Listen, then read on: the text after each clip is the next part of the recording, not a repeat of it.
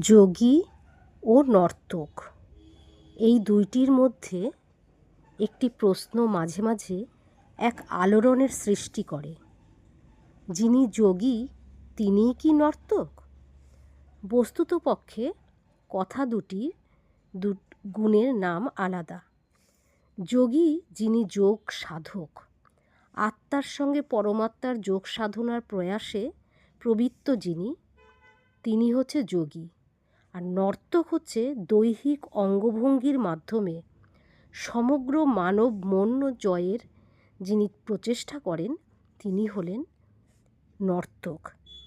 যিনি অবিরাম সাধনা করে এই নর্তকরা, এরা উভয়ই কিন্তু সাধক।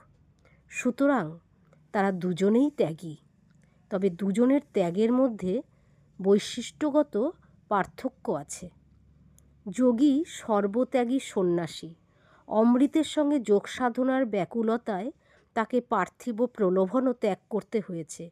সংযম এবং তিতিক্ষার মাধ্যমে বন্ধুর পথ অবতরণ করতে হয় এবং নির্জনতার সাহায্যে অসীম যোগ সাধনা করেন যোগী।